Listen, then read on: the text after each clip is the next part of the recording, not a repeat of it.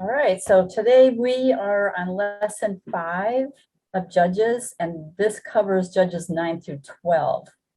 And man, I don't know about you, but my head was spinning.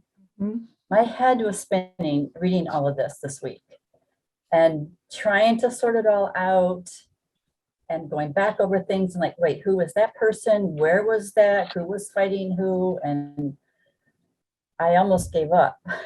But the good thing is, we're not going to be looking at all of those details necessarily. It's like, we know there was a war, we know who, who won it and all of that. So basically what we're going to focus on is the character of the men who have been raised up at this time to judge Israel. And there's some good contrasting characteristics in these men. So we want to take a look at that and see what we can learn from them as far as what kind of leaders they were, or what kind of leaders we can be, or what kind of character traits we should have. So it's interesting. It's interesting. So we're just going to go through this and look at that, and again remember to look at what part God plays in this. And we want to see where is he, and is he controlling all of this? So we're going to start with chapter 9, but I want to go back a little bit into chapter 8, because how does chapter 9 relate to chapter 8?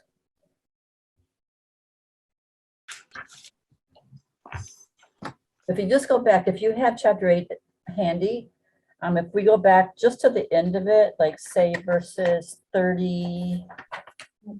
Well, one thing is that I didn't realize this next judge is a relative of Gideon's. Okay.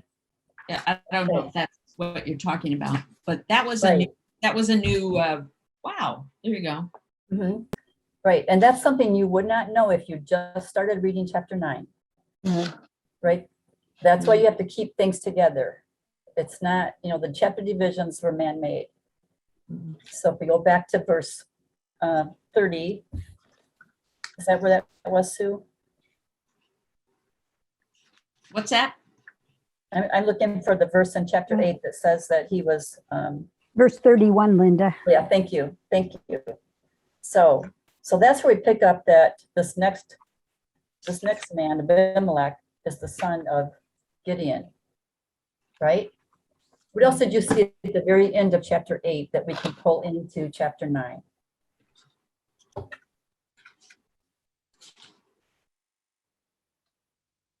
Well, that the people went back to the Baals, mm-hmm. and no surprise. Yeah. No surprise there, right? No, because that's that cycle that we're seeing repeated over and over.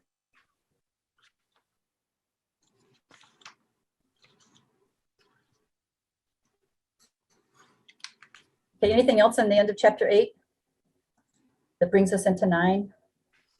I see.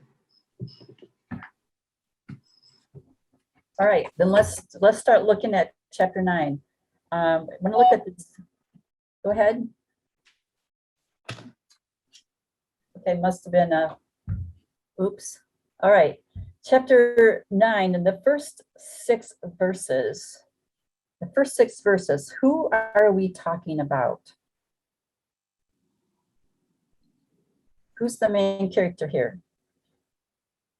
Abimelech. Okay, Abimelech. All right. Now let's kind of do a character study of him from these first 6 verses. What do we learn about him? Abimelech wasn't a full brother of like the other 70 sons were, because he was the son of a concubine / prostitute. But I thought it was interesting that he tries to get everybody to come along with him on his mother's side of the family, because he says, you're of my flesh and bone. Well, yeah, but he was a flesh and bone of the other brothers too, but he didn't bring that part up. Right, he didn't bring that part up. He was ambitious, and so to his mother's family, because he could appeal to them. He hung out with worthless men. That's who he picked to be with.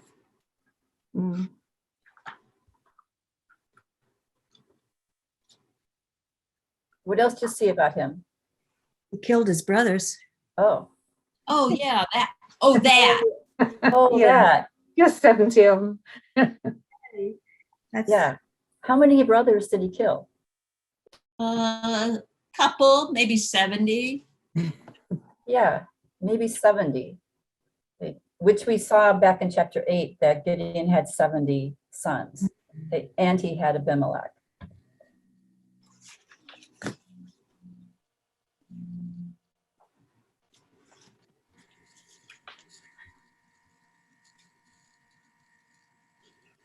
What about verse 4 in chapter 9?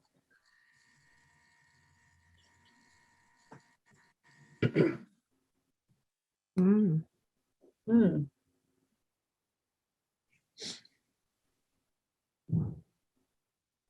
Because it ties into, it says he hired worthless, reckless fellows who followed him. But where did he get the money to hire them? From his mother's relatives. Mhm. They gave him 70 pieces of silver out of the house of Baal, right? The gods that he was worshiping, they were worshiping. And he hired these reckless fellows, and the first job that he paid them to do was to kill his brothers. Why was he wanting to kill his brothers? I think there's a lot of bad feelings about growing up as the son of a prostitute, and he didn't feel, I mean, I'm surmising he didn't feel good about always being on the outs. And he didn't want any competition. That's some of the stuff I thought. It seemed to happen with kings, didn't it? Through the kings, sometimes they just killed everybody else to make sure there was no competition. Yeah. Right, I think you're hitting on the real reason is the competition, because he goes to his mother's family and tries to convince them to make him the leader. So he just gets rid of all the competition. yeah, they made him king. So I don't know what in line he was for that kind of position in the family. Doesn't really say Mhm. the oldest or. Obviously, he knew that his father was asked to be the leader and be king. And so that probably stuck with him. Okay, his father, let's follow that a little bit. His father, Gideon, was asked, is that what you're saying? Yes, He was asked by who to be the judge? Israel. To be the judge of, who asked him to be the judge of Israel? Who asked Gideon?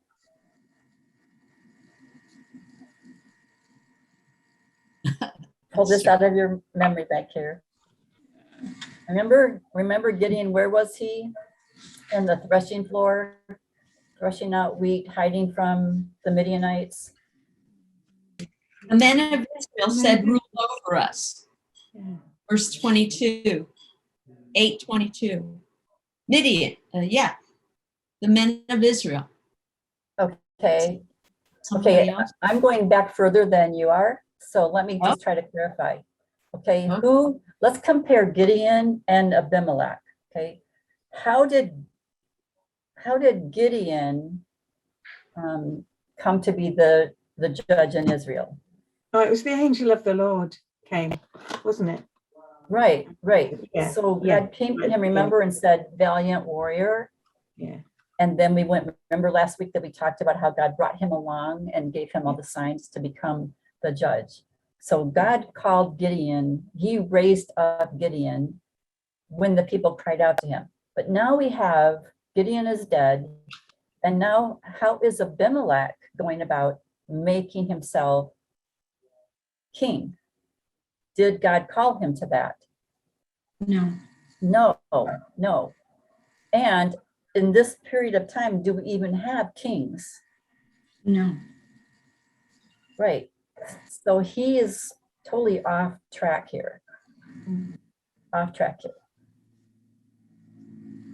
God did not call him to rule in Israel? Do you see anywhere that God called Abimelech to rule in Israel? No. So here, that's the difference right here. So far, we have seen God raised up this judge, raised up this judge, raised up this judge. But now you have Abimelech. And he, as Patricia said, is ambitious. I love that very gentle English statement. Okay, he was ambitious. I'm saying he's power hungry. Mhm. So he's going after this and to make himself king and convincing his mother's family and then killing off all the brothers so that there is no one that can give him any competition. Well, except Linda, there was one brother that Oh, Quite. at the end. okay. Good segue. Okay, let's see what we learn about that one brother. Why do you say that, Betty? Let's see, because I'm trying to see what verse it is. Verse 5. Okay, there, because of verse 5. Yeah, Okay. that there was one brother that escaped and he hid. And who is he? Botham, is that how you Okay. pronounce it? And he's the youngest son of Gideon, right? The youngest. So you're right. So he escaped. Now let's compare Jotham with Abimelech. What do we learn about Jotham here in these next few verses? I don't know if I put my own translation to it, but I think the major question he asked was, is this the way God would do this? Is this the way God would operate? He spoke up and then he ran away. Okay. He spoke up and then he ran. Punch and run, punch and run. Okay.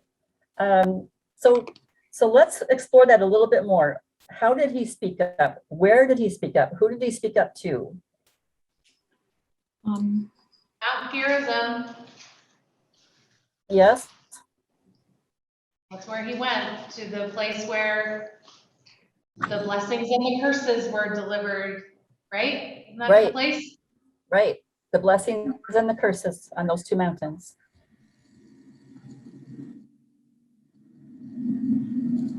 I thought he was appealing to his fellow countrymen.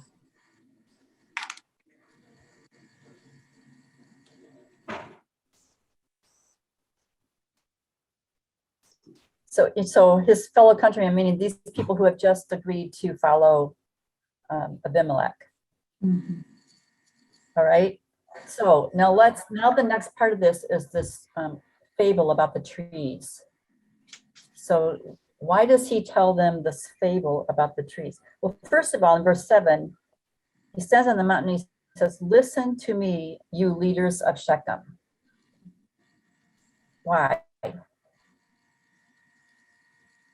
What does it say? That God will be listening to you. Right. Hey, listen. So you're right. He's challenging them on the wisdom of this decision. So he says, listen to me so that God will listen to you. And then he tells them this fable. What's this fable all about?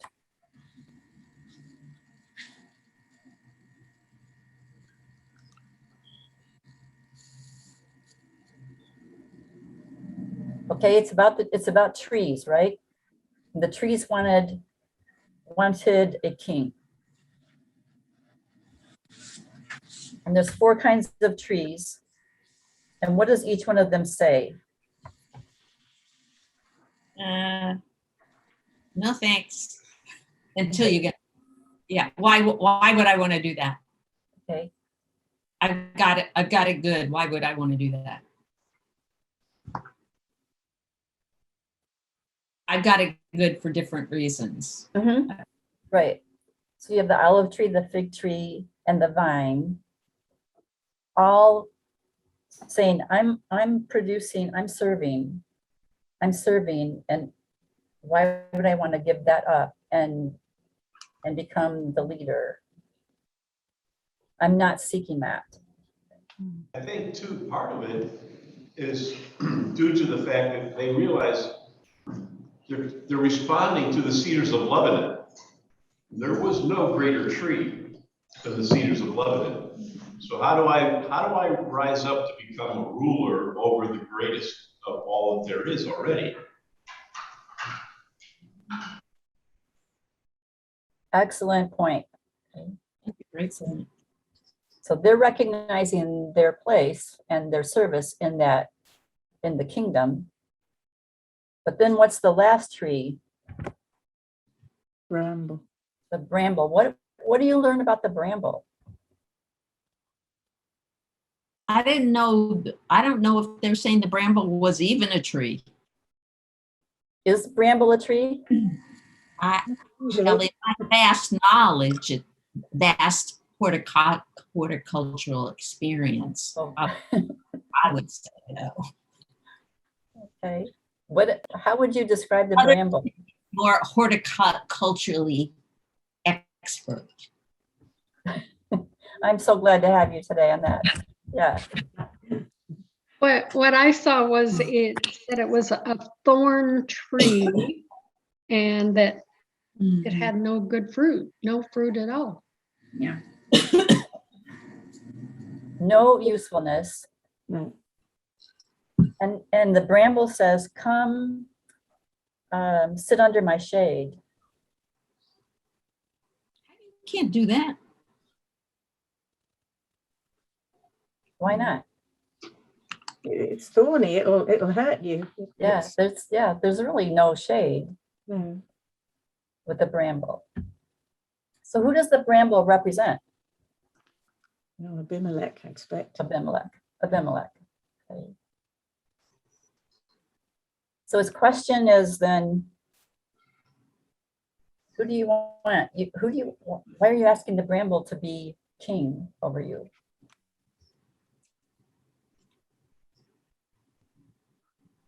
So after he tells that story, then on 16 through 21,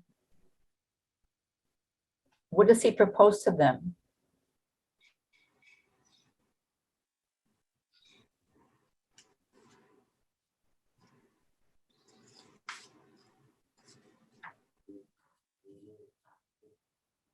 Well, he talks about acting in good faith and integrity where Gideon was concerned.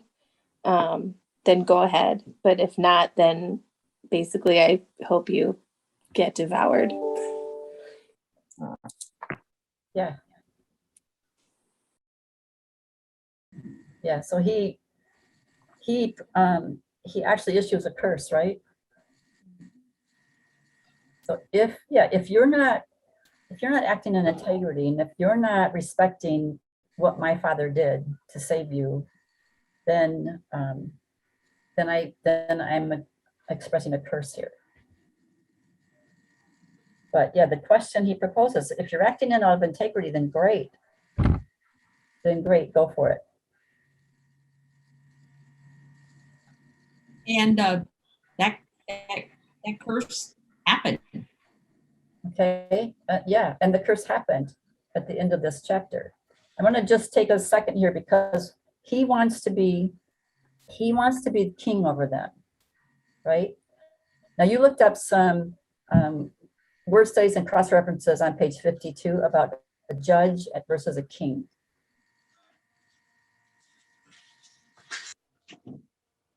So what do you learn is the difference between a judge and a king?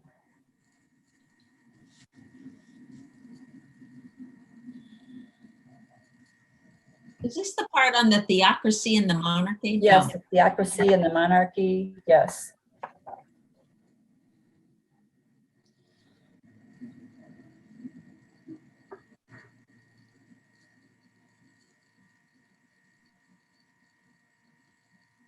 I think in theocracy, what supposedly is supposed to happen is that someone, what I looked up said maybe priests rule, but they rule in the name of God. And the monarchy, they rule in their own name. They're just over everything. So what do we have? What is Abimelech trying to do here? Theocracy or monarchy? Monarchy. Okay. And what was God's plan for rulership of Israel? Theocracy. The other thing. Do you remember what Gideon said when they said to Gideon at the end of chapter 8, come and rule over us? What did he say? He said, God will be your ruler. Right. I will not. Because that's God's plan. And now you have Gideon's son Abimelech, who was trying to change all that. And he wants to be the king and rule over everyone. And so that's so far off of God's plan, doing what's right in their own eyes. What did you see about when you looked at 1 Samuel 8? Why did they want a king? Because everybody else was doing it. Right, right. That's why we all do things, right? Because everybody else is doing it.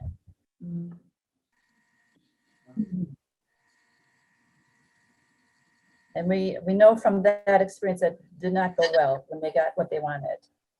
It also said that they wanted to be judged and they wanted the king to fight for them or go before them in their battles, which I think is hilarious because God was already doing all of that. Ah, Because it's so much more about them wanting to be like the other nations, because the things they said were things God already did, but you just want to be like them. Like, I didn't think that really worked out for the other nations very well. no, you could be right. What about today? What about today? Do we, or how do we sometimes want to be like the other nations? Yeah, we live in a secular world, and it's easy to slip into what other people are doing, really.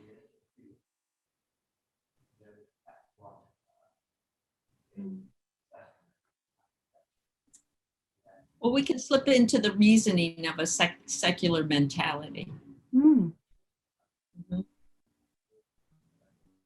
Things have changed for me at my age so much since I was a child. And you find that although you don't like it and you perhaps don't behave like it, you start to accept that the world is very different, and we have to go along with it. We don't have to join in with it, but even that I think is awful, that we have to accept that so many of God's laws have been broken, and it's all okay, apparently. It's all around us, but it starts to become normal, and it mustn't for us.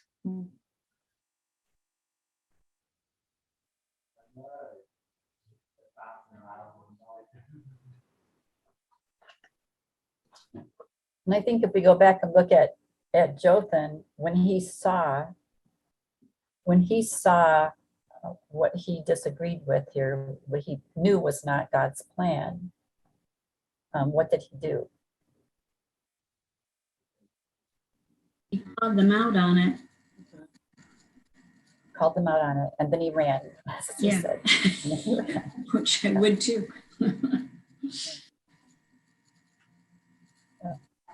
Or, I mean, I guess you could say he ran, but you could also say, I don't know, could you say he called them out and he said, I'm not staying in this environment? I wonder. Okay.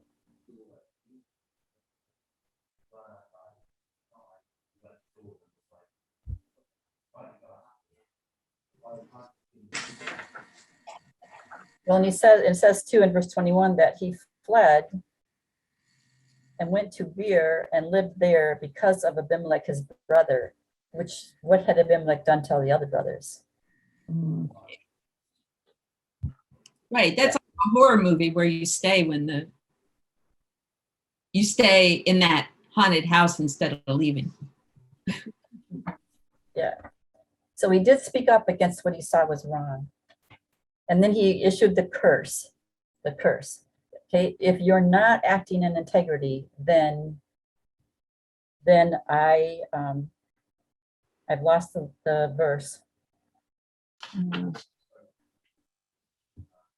Okay, but if not, verse 20, but if not, then let fire come out from Abimelech and devour the leaders of Shechem. And let fire come out from the leaders of Shechem and devour Abimelech. Okay. So what happened?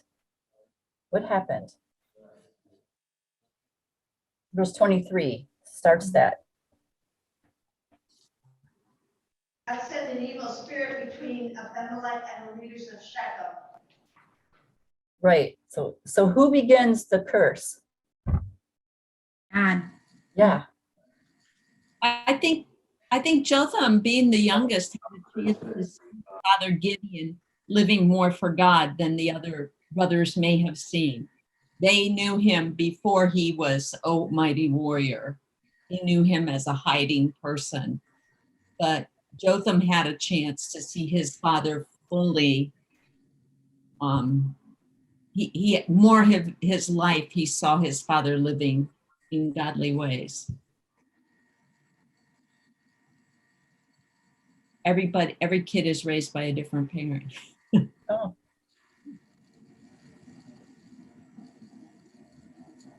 So in the end, it says God sent an evil spirit between Abimelech and the leaders of Shechem.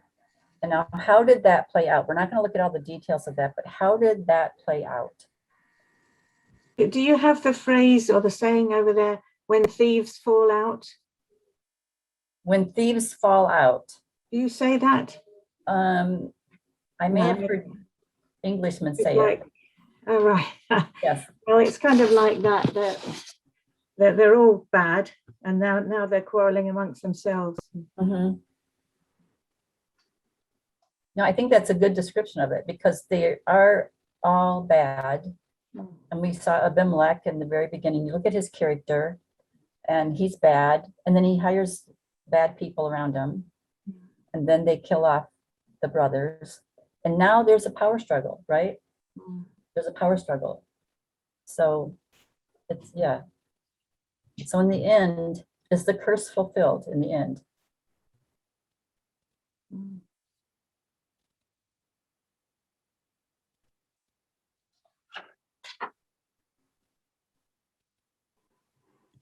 That was part of the story that was hard to sort out all the details. But in the end, it happened that fire came out of Abimelech and destroyed the leaders of Shechem, and fire came from the leaders of Shechem and destroyed Abimelech, okay?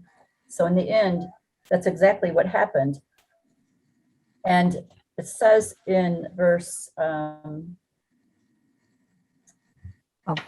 Maybe 56 and 57. 57. 56 and 57. Yeah, I That's have what them I- both. Yes, thank you. So tell us what that says there. Well, God returned the evil of Abimelech, which he committed against his father in killing his 70 brothers.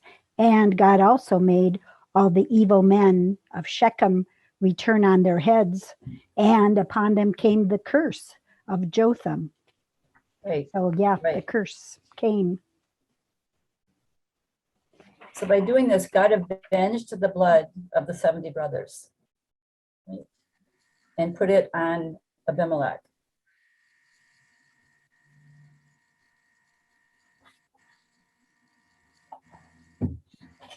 All right, so that's Jotham, the curse, integrity, calling out when you see something that's not right. That's not an easy thing to do, especially like with him when he's going against his brother who had killed his 70 brothers. And you have the courage to stand up and say something.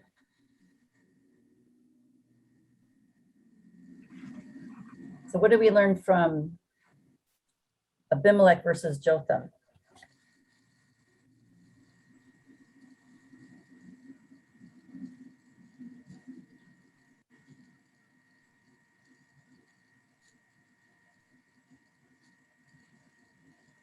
Jotham is, I suppose you could even think of Isaac and Ishmael. Jotham is the son of the one God called, and Abimelech is not, well, he's his son, but he's the son of the like the slave woman Hagar. He's the son of the other woman who wasn't his wife. Whether that's a comparison, I don't know. Mhm. Yeah. So you want to remember to just be courageous enough to stand up on the mountain and ask, where's the wisdom in this decision? What are you doing? Where's the integrity? If it is based on integrity, then okay, go for it. But if not,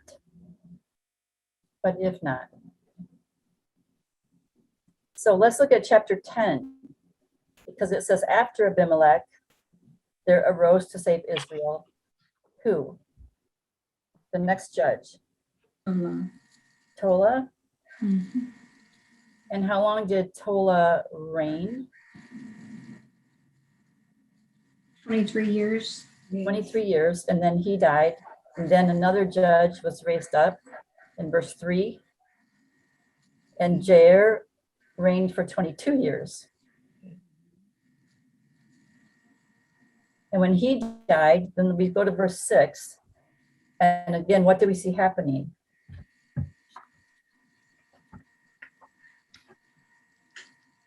The people again did what was evil in the sight of God. Okay. So again, we have the cycle. Mhm. So in this case, it says that they did evil. Verse 7 is the second part of the cycle. So the anger of the Lord was kindled against Israel. The third part in verse 10 said that, so he brings the enemies against them. Third part in verse 10, when they cry out to God because of the oppression. What is different this time when they cry out to God because of the oppression of the enemy? He said, let the gods you worship save you. I'm not bothering with you anymore.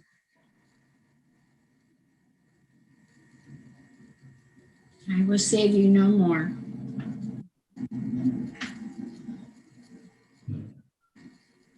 When you read that, what kind of thoughts did you have? What kind of reaction did you have to that?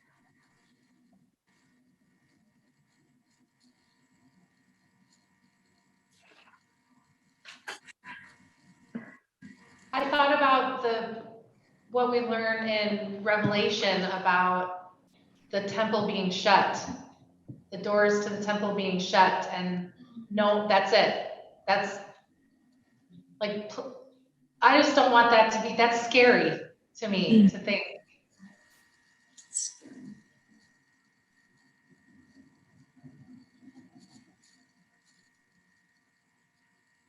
Well, it reminds you in Romans 1 where it says that God gave them over.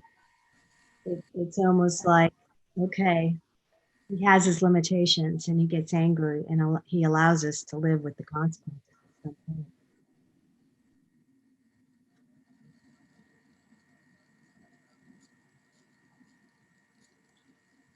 Yeah, he said, didn't I save you from Egyptians, the Amorites, the Ammonites, the Philistines? Didn't I save you from all of these people, which we have seen in studying Judges every time, the cycle, and they cry out and he saves them.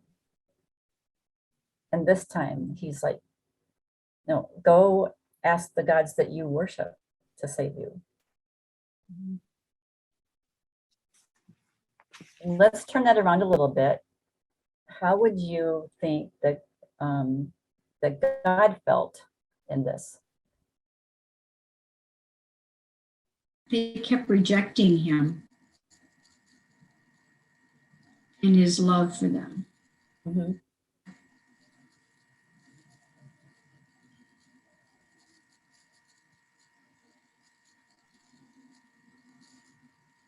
Yeah, you have forsaken me, verse 13, you have forsaken me and served other gods, and therefore I will save you no more.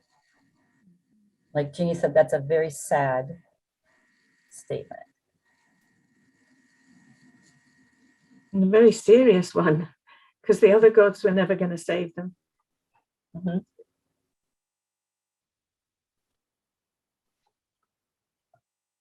So what changed here then? What changed?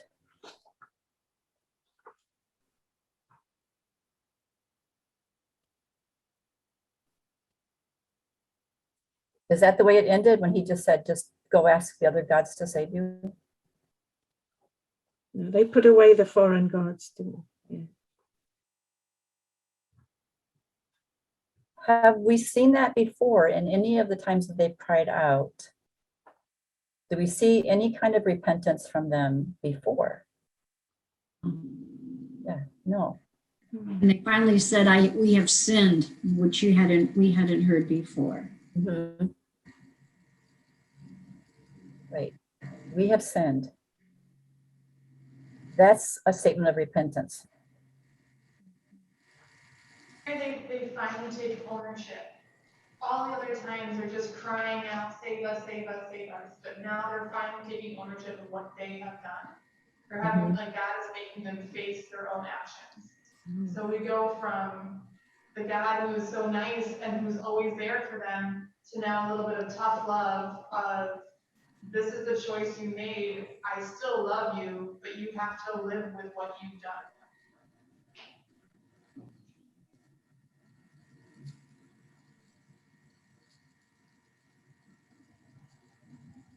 So they followed through. They took ownership, like you're saying. They followed through. And they said to him, whatever seems good to you. We've sinned against you. Whatever seems good to you, do it. Do it. Only please, what?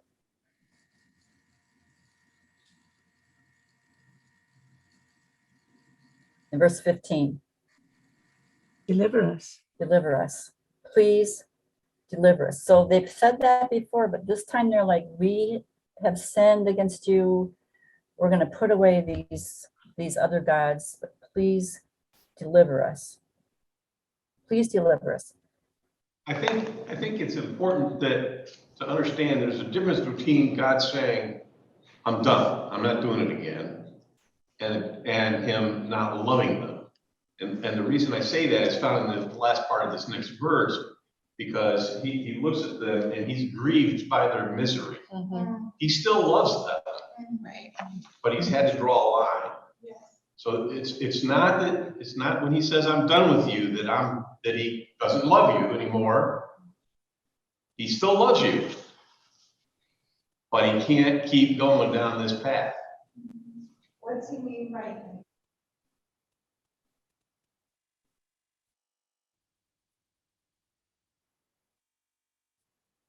Right. And we were getting to that. Thanks, Ron, getting to that last part of that verse, which really clearly shows you the heart of God.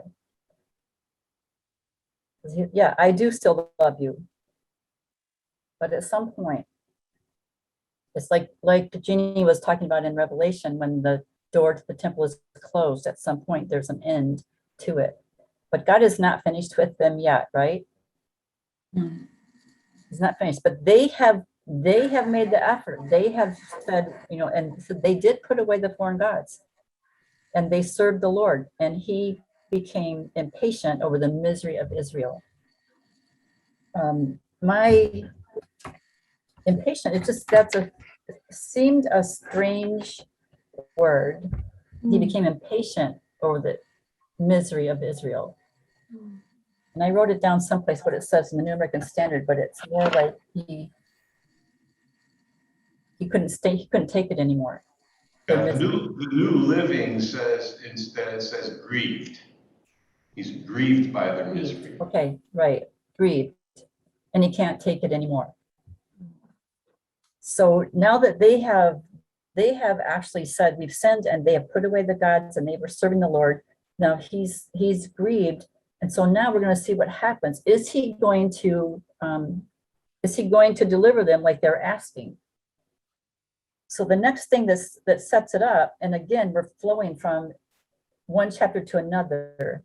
But so this next thing that is set up is that the Ammonites, who are the enemies, they've gathered together at Gilead, and then the Israelites have gathered together at Mizpah. And then the problem is, in 18, is they're like, who is going to lead us in this fight?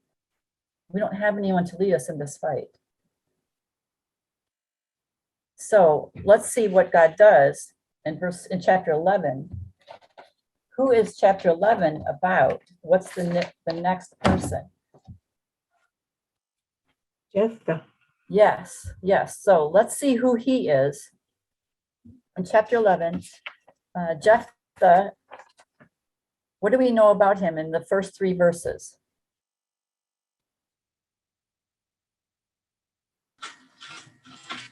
He's a mighty warrior. Mhm. He's been driven out by his brothers because he was the son of a prostitute. Uh-huh. Yeah.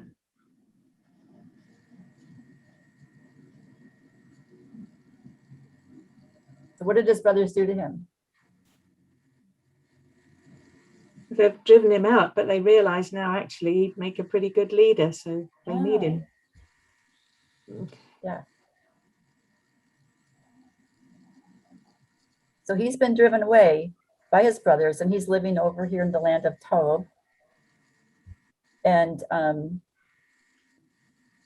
what did the brothers do? Let's look at verse 6. What did they ask of him?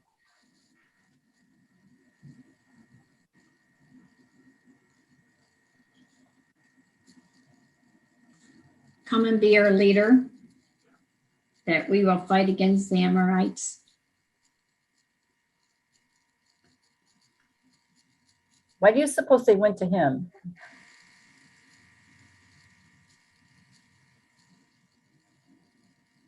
I think because he was a mighty warrior, he probably looked like he would have the best chance of winning. Yeah, I think you're right. It's just because he was a mighty warrior, and now they're about to face war. So they're like, oh, who are we going to get to lead us? Let's ask Jephthah because he's a mighty warrior, and he is family in their minds, right? Family. So what is his response to them?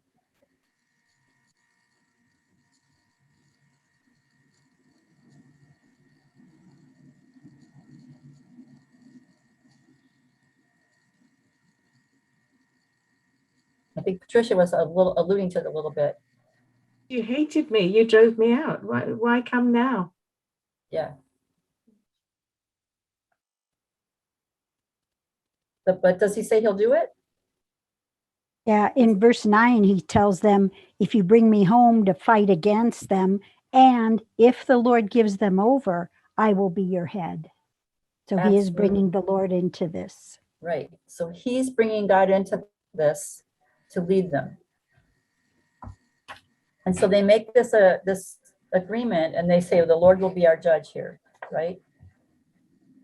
The Lord will be our witness. So we want you to come back and lead us.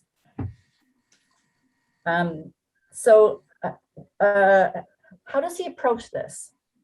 This was interesting to me because he's a valiant warrior. So how does he approach the enemy?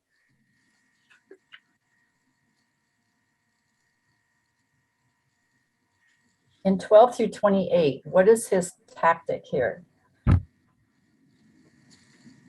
He obviously knew the history of the Israelites in that area of the country, and told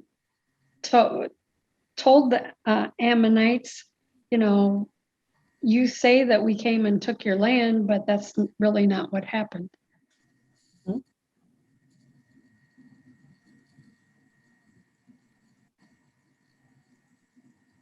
What else do you see about what he says to them? In my notes that I left at home, I made note of the fact that he's trying to use diplomacy here. He's trying to settle this without further bloodshed, which is unusual for a warrior. Right. That's what caught my attention too, Ron. He's a warrior, and his first thought is not let's go kill them. His first thought is let's use diplomacy. Let's see if we can negotiate this. Let's go ask them, why do you want to fight? And he ends up saying, we have not sinned against you. You actually are sinning against us. If you think about our world today, what do we try to do with other nations? You know, hopefully, you know, hopefully we are always let's try to negotiate this, you know, before we have to fight. But I was very surprised at his leadership here and his knowledge. So, and he basically in 23-24, he says, God drove the Amorites out of our land, and so it's ours. We should take possession of it. So you take possession of the land that your gods gave you, and we'll take possession of what the Lord gave us. Did it work? No. No, no. It says he did not listen to the truth. He did not listen to the truth. So let's so now they're going to go to war. Let's talk about this next section. When he makes a vow, what is the vow that he makes?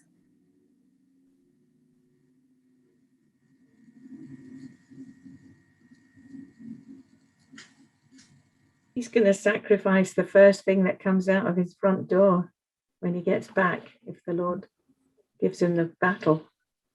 If he wins the battle, if God gives him victory, then he will sacrifice the first thing that walks out of his door when he gets home. I know you're all cringing. Yeah. Yeah, yeah. Okay. That was the vow that he made. And did God give him victory? Is God the one who raised him up in this battle?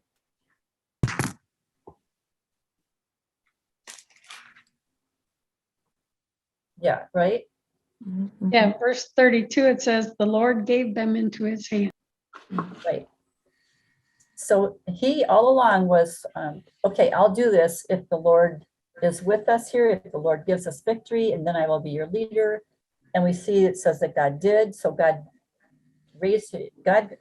stirred up his spirit on Jephthah once the enemy didn't listen. Then it says that then the spirit of the Lord in verse 29 was upon Jephthah, and he passed through and he won the victory. And now when he comes home, tell me what happens with this vow. Who comes walking out of the house?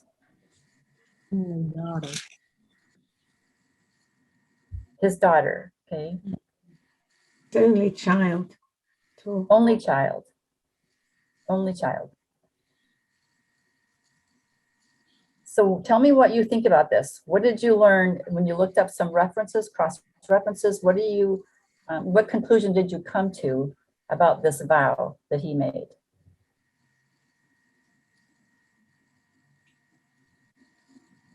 On page 58, you did some cross references. Yeah. Did we learn that he needn't have kept it had he known scripture as well as he'd known his history? He might have got out of this one. Mm-hmm. Human sacrifice. Linda, Yes. I want to know where the ram was that was caught in the thicket. Yeah. Oh, Why is there yeah. not an honoring of his intention? He was going to hold to it, and he did hold to it. Like, I don't understand why this one was not able to be saved, and another one was. Well, I know why, because the other one was supposed to be the line of whatever, but I'm sorry, the line of Christ, that's a pretty big deal. Yeah. But honestly, like, I don't know, I just don't understand why one and not the other. I think one possible difference here is that in the case of Abraham and Isaac, it was God testing Abraham.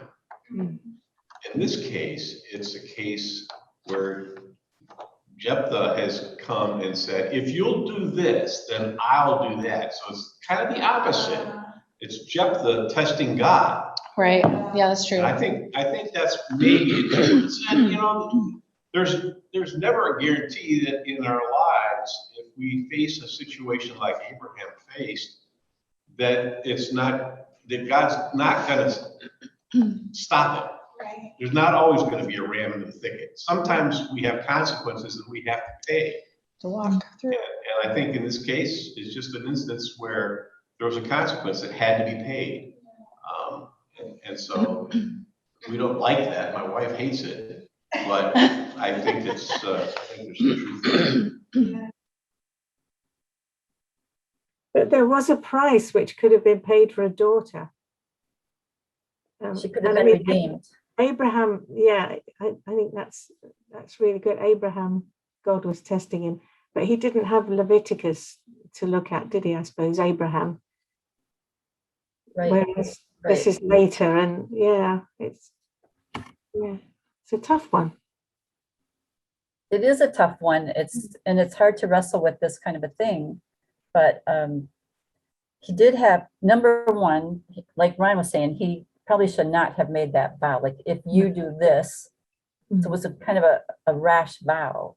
And in the New Testament, we as believers are told not to make vows because they're serious. It's just let your yes be yes and your no be no.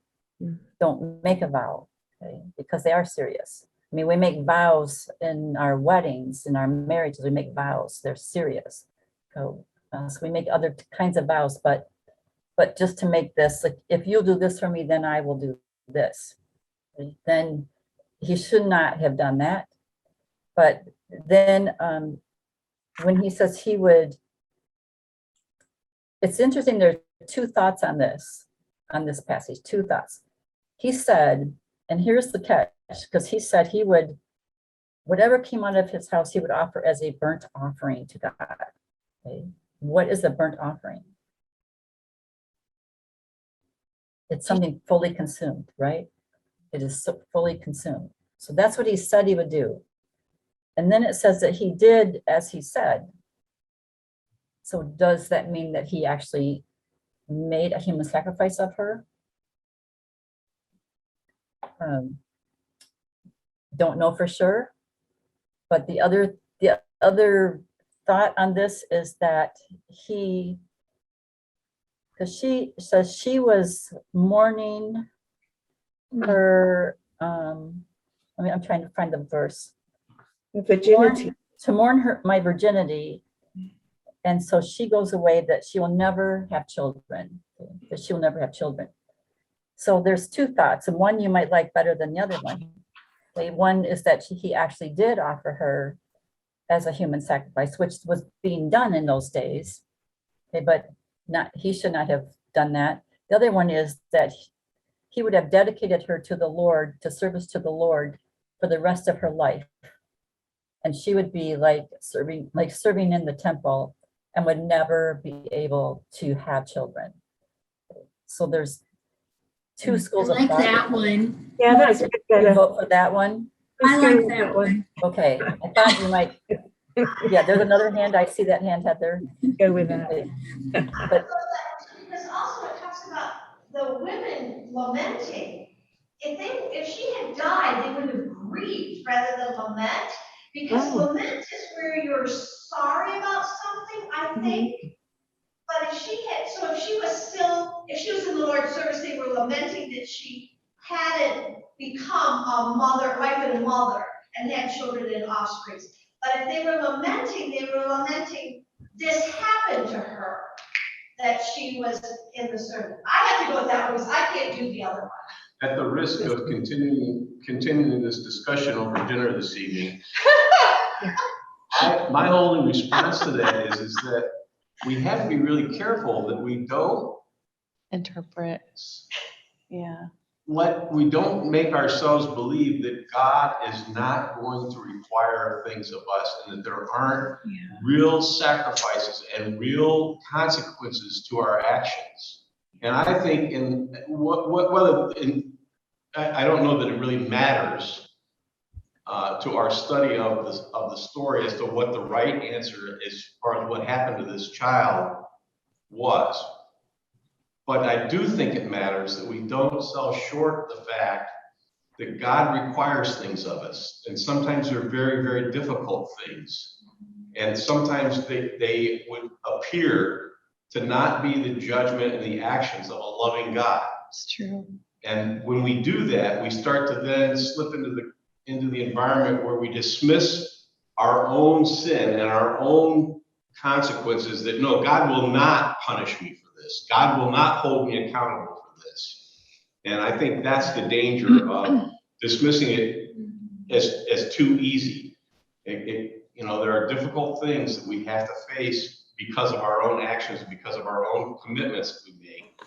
And God He is loving, but He also requires fulfillment of His justice. And it will happen whether or not we like it or not.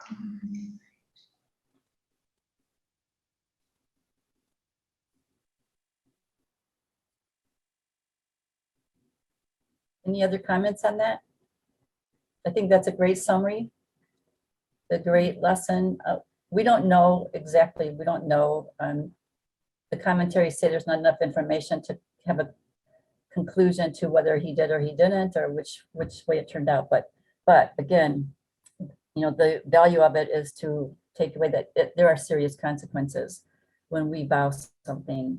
You know, when God requires, He's a God of love and a God of justice. So there were consequences for the children of Israel every time they rejected Him, and so they were oppressed by the enemy until they saw the light and cried out to Him again. So consequences, yes. So we've seen God once again raise up a deliverer for Israel, and we are, because of time, we are not going to look at Ephraim's silliness and wanting to fight because they weren't invited to the war. Yeah. So we're going to just skip that. I think we've gotten some good application from this lesson today. So yeah, a lot to think about. Excellent. Yeah. When we see something wrong, stand on the Mount Gerizim and challenge it. No, is this right? If this is right, if you're acting out of integrity, then good, go for it. If not, then there will be consequences. So that's our, we got through a lot of it today, not all of it, but good discussion. I thank you all for your input. I thank you for your diligent study so that when we come to class, you have wrestled with it already. And then we have some really good discussions with each other. So Thank you. next week, we're moving on to Samson, which will be a lot easier, I think, than all of this. Maybe. Really interesting. Yeah, Samson. Yeah. So Abimelech was not a judge. No. He was not a judge, and he made himself king in this period between the judges, but he was not a judge of Israel, not sanctioned. It was all done by himself and the people around him. So that he only lasted 3 years and then came to a bad end. Okay. So have a good week. And whether you're in the snow or with fall colors, enjoy it all. Enjoy it all. Okay. Bye everyone, and God bless.